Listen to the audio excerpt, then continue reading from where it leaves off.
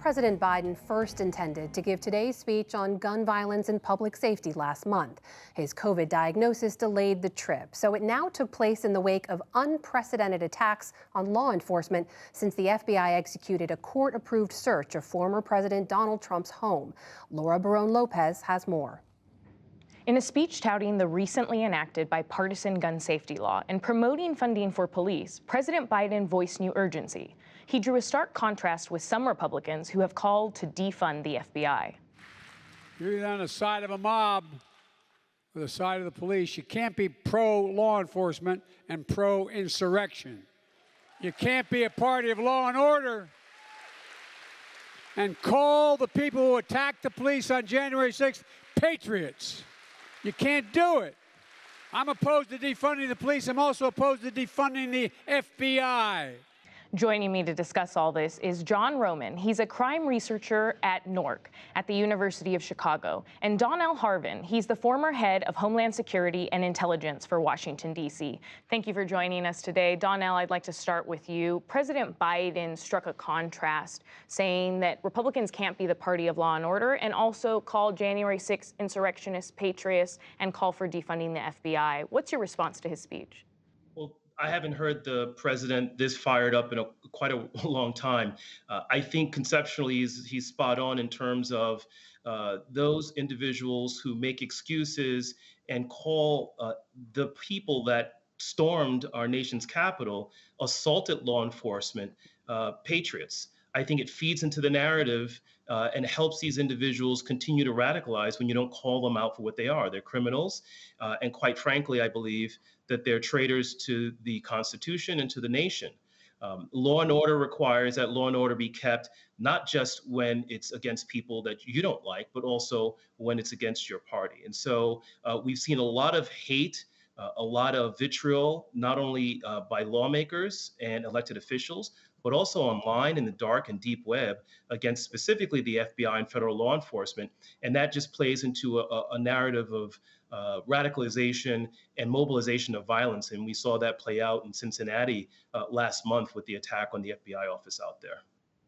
John, the president made these comments about attacks on the FBI in a speech that was also about accomplishments by his administration, whether it's getting the nominee for alcohol, tobacco, and firearms finally confirmed, as well as finalizing a regulation that was cracking down on ghost guns. Those are untraceable guns that are made from online kits. I know it's been a short time since those have taken effect, but has there been a noticeable impact on crime given those new events? Well, I mean, there's every reason to believe that there will be. So all of the things that the Biden administration has been able to do in a bipartisan way, the legislation that was passed by Congress, the things that does, raising the age that people can buy an assault rifle from 18 to 21, changing and closing the boyfriend loophole so that people who are a domestic partner and not a spouse can get an extreme risk protection order and protect themselves if they feel like their life is threatened, and getting money to the FBI, cracking down on ghost guns. These are all things with a strong research and evidence base behind them. And I think that's a really important point. There isn't that much data out there on firearms, and where we have been able to piece things together, you see good research that informs the kind of policies that have been put forward and passed in a bipartisan way. And I think that argues for more data and more compromise and more public safety. And John, at the same time that there have been an increase in the number of guns circulating in the U.S., there are also there's a lot of popularity among Americans in terms of stricter gun laws. Can you explain that cognitive dissonance there? Yeah, I think it's pretty interesting because it suggests that the American people have a more nuanced understanding of their situation than the policy narrative would suggest. So two things have happened. There were more homicides in 2020, a 30% increase year over year, the biggest one-year increase we've seen since we've been keeping statistics since 1960. So huge increase in homicides, and these are mainly gun homicides. At the same time, more than 20 million guns were sold in each of 2020, 2021, in 2022. So you have 50 million new guns sold and a big increase in homicide. And people are buying guns because they're afraid, and they buy the gun to protect themselves.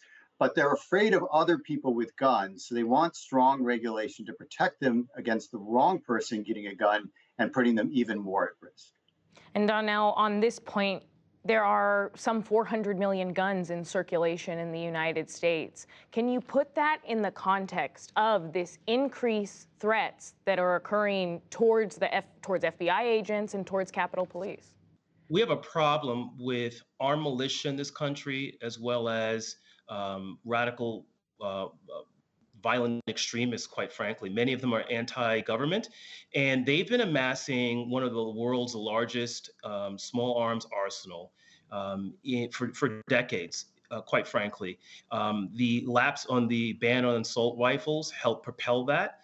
When that lapsed during the Bush administration, and the fact that these individuals are heavily armed. Many of them are trained. They have former military or law enforcement background, and they're waiting for a lot of the signals. We would call them dog whistles, but they're not dog whistles. I mean, these are blatant signals from lawmakers waiting for the call to come out and really try to take down the government or take down law enforcement. We have accelerationist groups that are anti-government that simply just want to bring about the devolution of our country through civil war and race wars. You mentioned it. We have more guns than people in this country. And a lot of those guns are in the wrong hands. And people see that. And to the earlier point, they want to get guns. And you see that in New York State now. A lot of people are lining up to get guns because everyone's scared of what's to come. John, very briefly, what more actions do you think President Biden could take to address the prevalence of guns in the United States? Yeah, it's interesting. If you look at the surveys that we've done, you see that there is an overwhelming support among both gun owners and non-gun owners for things like stricter background checks, for more resources for the ATF, for limits on concealed carry to keep people from just be able to walk around unregulated with a weapon that they have no training for. There's a lot of consensus across the American voters about all of these issues. And I think that there's a window of opportunity here where we've made some progress, had some compromise to improve public safety. There's more to be done. And I think we're on the right trajectory. John Roman, Donnell Harvin, thank you.